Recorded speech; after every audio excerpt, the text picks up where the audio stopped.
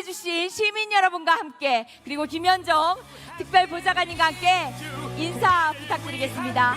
함께 손 맞잡고, 네, 우리 시민 여러분께 인사 부탁드리겠습니다. 손 한번 맞잡으시고 무대 앞으로 네 모시겠습니다. 네, 힘찬 박수 부탁드리겠습니다. 네, 진짜 대한민국. 지금은 이재명 대통령 후보가 국민 여러분께 인사와 약속을 드리고 있습니다. 새로운 대한민국은 어떻게 될 것인지 들뜬 마음으로 시민과 함께 기다리겠습니다. 네, 무대 아래로 모시겠습니다. 네, 여러분 오래 기다리셨습니다. 이재명 후보에게 함성과 박수로 네 맞아 주시기 바랍니다. 힘찬 함성과 박수 부탁드립니다.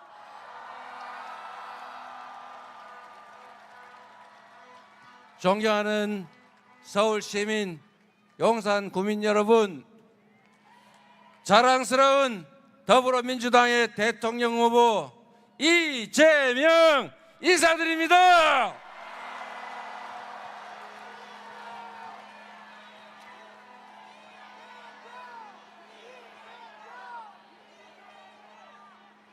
여기가 그 용이 산다는 산 용산 맞습니까? 그 용이 어제 잘 있나요? 뭐라고요? 여러분, 먹고 살기 어렵지 않습니까? 세상이 불안하죠?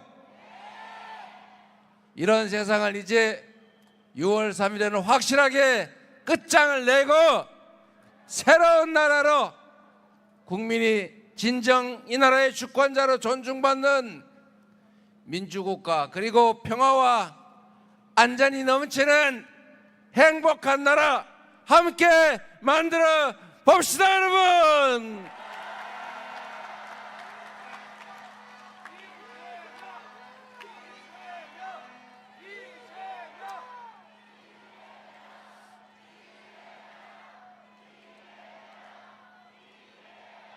제가 전국을 대충 이렇게 한번 돌아보고 오는 길인데, 어딜 가나 들리는 얘기는 먹고 살기 어렵다는 얘기입니다. 이게 어쩌다 이렇게 됐습니까? 세계 10대 경제 강국이라 불렸던 이 대한민국이 갑자기 보릿고개 금방 막 지난 옛날의 대한민국처럼 되어버렸어요. 더 문제는 미래가 암울하게 느껴진다는 것입니다. 지금은 당장 어려워도 내일은 더 낫겠지, 우리가 조금 더 노력하면 더 나은 세상이 열리겠지, 이렇게 믿어지는 세상을 우리는 기대했는데, 이제는 그 반대로 오늘도 걱정인데 내일은 더 걱정인 그런 세상이 되어버렸어요. 이 나라 전체적으로 경제뿐만이 아니라 민생도 사회도 얼마나 불안해졌습니까? 불안해서 살 수가 없어요. 더군다나 이게 혹시 전쟁 나지 않을까 걱정해야 되는 세상까지 되어버렸어요. 대체 왜 이렇게 됐습니까? 윤 뭐 때문이라고요?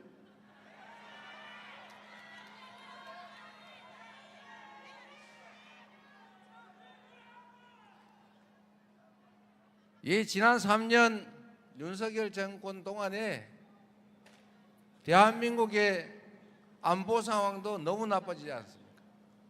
이 한반도는 세계 유일의 분단 국가라고 불릴 정도인데, 세계에서 군사 밀도가 가장 높은 나라라고 하잖아요.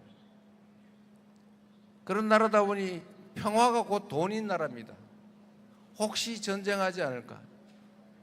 미래가 불안하면 경제가 살 수 없어요. 외국인 투자를 유치를 하려고 해도 혹시 저 나라가 나중에 뭔 일이 생기면 어떻게 될까 이런 걱정이 되니 투자도 망설일 수밖에 없지 않습니까? 그게 현실이죠. 그런데 여러분, 저는 계엄하겠구나 이 사람들이 라고 생각한 여러 가지 추론의 근거가 있었는데, 그 중에 하나가 북한이 휴전선에다가 다리를 끊고 도로를 끊고 심지어 개활지, 이 차가 지나가거나 뭘 할 수 있는데 전부 장벽을 쌓더라는 거예요. 6.25 이후에 없던 일을 북한이 하고 있었던 겁니다. 대체 북한이 왜 장벽을 쌓을까? 휴전선에 돈 들여서 먹고 살기도 거기도 팍팍할 텐데, 남쪽에서 탱크로 밀고 올라갈까 봐 무서워서 탱크 장벽을 쌓은 거 아니겠어요? 북한이 이렇게 느낄 정도였으니 다른 나라는 오죽했겠냐고요. 제가 그걸 보고 이 사람들이 뭔가 사고를 쳐도 크게 치겠구나. 계엄을 해야 되는데 명분이 없으니까 북한에 자극을 해가지고 북한하고 한판 군사적 충돌을 일으킨 다음에 그 핑계로 군사 쿠데타를 하려고 하는구나, 비상계엄을 하려고 그러구나, 이렇게 제가 확신하게 됐죠. 제가 보기에는 아주 오랫동안 북한을 자극을 했는데 북한이 눈치를 채고 그냥 잘 견딘 것 같아요. 그러다 보니 결국은 백주 대낮에 아무 일도 없는데 뜬금없이 비상계엄을 선포해가지고 국회에다 군대를 보내고 이재명부터 박찬대, 정청래 막 다 잡아가지고 배에다 실어가지고 연평도 가는 배 안에서 폭발을 시켜서 바다에 빠뜨려 죽이겠다, 이런 계획을 했던 거 아닙니까? 이런 이 상상할 수 없는 일을 저지르는 이 정권 아래서 지난 3년 동안 나라의 안보도 망가지고 경제도 망가지고 국격도 훼손되고 이 나라 민주주의도 완전히 무너지고 말았지 않습니까? 이 사람들의 생각을 보십시오. 어제가 5.18 아닙니까? 우리 대한민국의 이 역사 속에 아직도 그 현장의 피해자들이 시퍼렇게 살아있는 그 군사 반란의 현장, 국가폭력으로 수백 명이 죽어가고 아직도 그 고통, 그 트라우마 속에 사는 사람들이 멀쩡한데, 그런데 내란, 또 다른 군사계엄 때문에 지금 선거를 치르는데 그 선거에 출마했다는 후보가 세상에 광주 민주화운동을 진압하고 광주 시민들 학살했던 정호용 특전사령관, 군사반란으로 유죄 판결을 받았던 그 정호용이라는 사람을 선대위로 영입을 했다지 않습니까? 얘 지금 제정신입니까?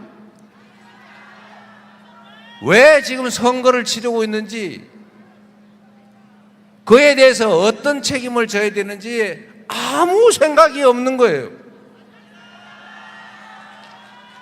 이런 사람들이 이 나라 살림을, 이 나라 운명을, 5,200명 사람들의 삶을 책임지고 있었던 것입니다.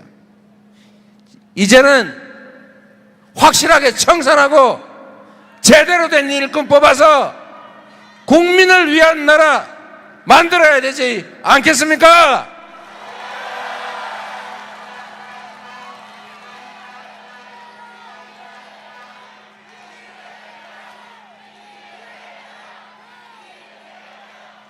정치는 정치인들이 하는 것처럼 보이지만 실제로는 누가 한다고요?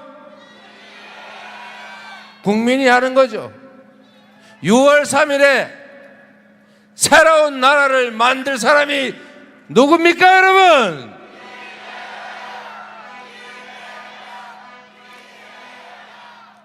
이제 살짝 헷갈리죠? 분명히 이재명 저 사람이 이재명 그러면 아니야 이럴 것 같은데 그래도 이재명 해 주십시오.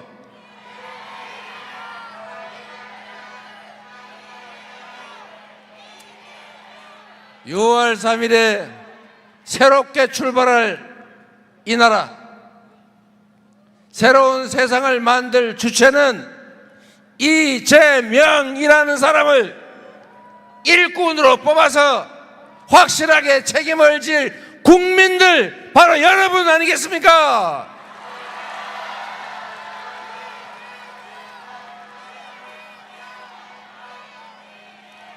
그래서 대한민국은 민주공화국이고 모든 권력은 국민으로부터 나오는 것이고, 그래서 모든 권력과 국가 역량은 오로지 국민만을 위해서 쓰여져야 한다. 국민에게 선출된 권력이든 그로부터 위임받은 임명 권력이든 오로지 모든 행동에 준하는 국민이고, 권력 행사의 최종 목표도 국민이고, 권력의 존재 이유도 바로 국민 그 자체다. 맞습니까, 여러분? 여러분이 이번에 확실하게 보여주십시오. 이 나라의 당당한 주인이 바로 우리 자신이라는 것을. 당신들이 이 나라의 지배자가 아니라, 당신들은 이 나라의 왕이 아니라, 당신들은 우리가 고용한 일꾼, 대리인의 도구에 불과하다는 것을 확실하게 보여줍시다, 여러분.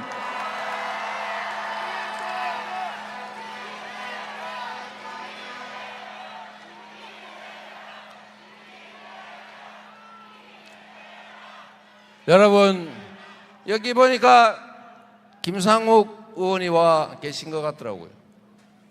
우리 대한민국 국민들은 참으로 위대한 국민들입니다. 전 세계 해방된 식민지 중에서 유일하게 산업화와 민주화를 동시에 이뤄낸 나라입니다.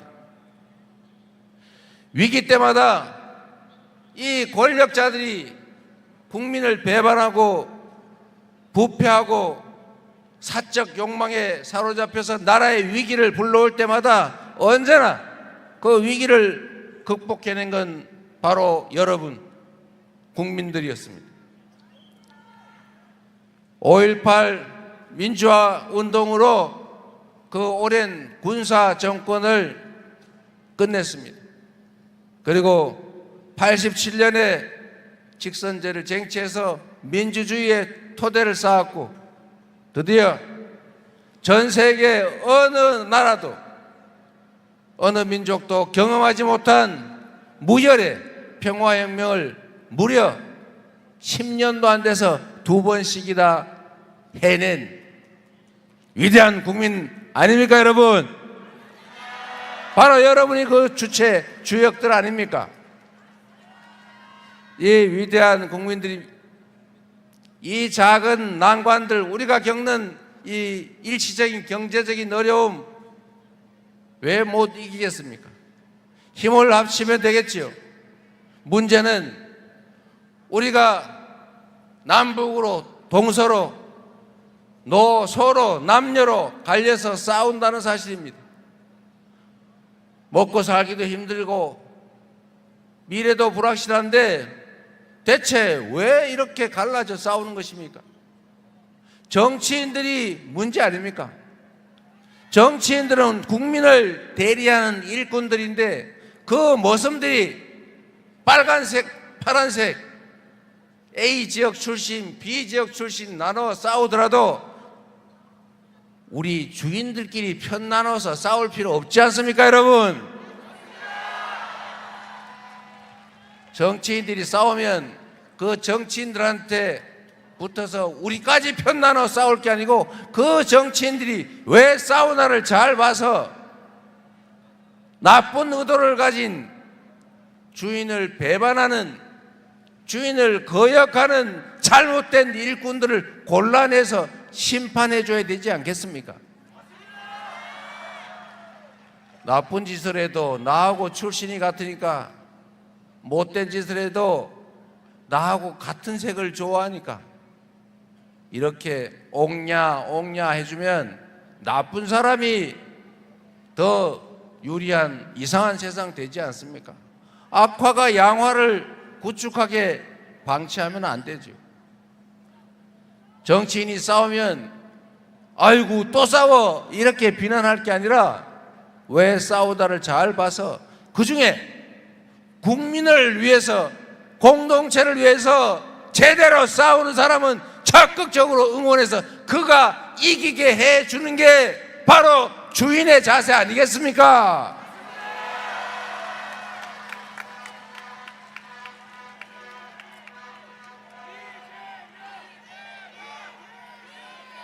작은 차이들을 극복합시다. 정치라고 하는 것이 정치인들의 무슨 이념, 가치를 시험하는 장소가 아닙니다. 정치란 평범한 사람들이 사는 삶의 현장 그 자체죠. 존경하는 김대중 대통령이 말씀하신 것처럼 서생적 문제의식을 가지고 멀리 바라보되 상인적 현실 감각으로 바로 이 처절한 삶의 현장의 문제를 해결하는 것, 그게 바로 정치 아니겠습니까? 정책을 정하는데 그게 빨간 정책이면 어떻고 파란 정책이면 어떻고 왼쪽에서 온 거면 어떻고 오른쪽에서 온 건 어떻습니까? 그저 우리 국민들의 더 나은 삶을 만들고 우리 대한민국을 더 밝게 만들 그런 정책이면 다 잘 쓰면, 그래서 좋은 성과 내에서 더 많은 사람들이 더 많은 행복을 누릴 수 있다면 그게 바로 정치 아닙니까, 여러분? 화해하고 포용하고 통합한다고 하는 것이 그냥 듣기 좋으라고 하는 소리가 아니라 대통령이라고 하는 국가 경영을 맡는 정치 집단의 가장 큰 덕목입니다. 대통령, 통령 크게 통합해서 하나로 함께 가게 만드는 것, 바로 그게 대통령이 할 일이다.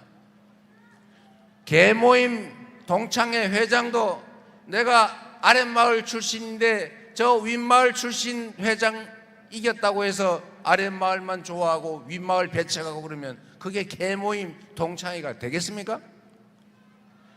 회장이 될 때까지는 한쪽 편을 들더라도, 그 한쪽 편의 힘으로 회장이 되더라도 그것은 한쪽을 편들고 다른 쪽을 배제하기 위해서 된 거라면 그건 전쟁이죠.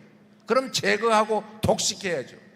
그러나 우리는 전체를 대표하기 위해서 한쪽을 대표해서 이기지만 대표가 되는 순간에 전체를 고려하고 모두를 동등하게 취급하고 함께 살아갈 수 있게 하는 것, 그게 해야 될 일 아닙니까, 여러분? 그런데 지난 3년 동안 대체 무슨 짓을 했습니까? 편을 갈라가지고 없는 편도 억지로 만들어가지고 서로 싸우게 하고 내 편만 챙기고 상대편은 제거하려고 그러고 아예 진짜 죽여버리려고. 그러면 되겠습니까, 여러분? 우리는 그렇게 하지 맙시다. 치사하게 말이죠. 졸렬하게, 유치하게, 이 바쁜 세상에 그런 거 할 때가 시간이 어디 있습니까? 인생도 짧고 5년은 더더욱 짧은 시간인데 그 짧은 시간에 할 일은 태산이고 그 태산 같은 일을 하기도 바쁜데 남의 뒤를 쫓아다니면서 너 전에 나한테 이렇게 괴롭혔지, 너 더 괴로워봐, 이런 거 하면 안 되겠지요. 우리는 그러지 맙시다, 여러분.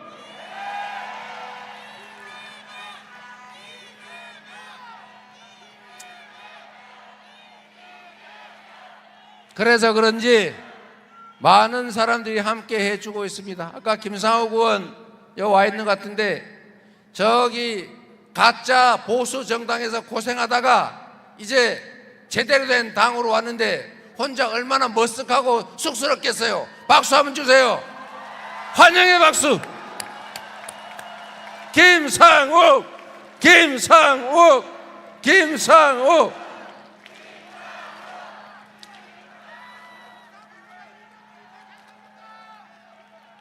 그 찢어진 가짜 빅텐트에 몰려가가지고 고생하는 사람 혹시 있을까 싶어서 그런데 진짜 빅텐트 민주당으로 오십시오.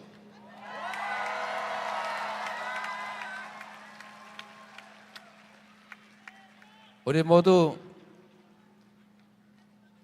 더 나은 세상을 국민이 주인으로 존중받는 진짜 민주공화국, 진짜 대한민국을 향해서 함께 손잡고 나아갑시다. 여러분, 지금 대한민국은 할 일이 태산이다.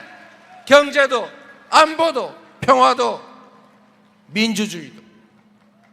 이 난제들을 우리는 해결하고 모두가 희망이 넘치는, 자식들에게는 돈이 아니라 기회를 물려주는 그런 세상을 만들어야 합니다. 그런 세상을 만들 6월 3일을 새로운 희망의 출발점으로 만들어야 합니다. 그렇기 때문에, 그래서 지금은 이재명입니다. 감사합니다.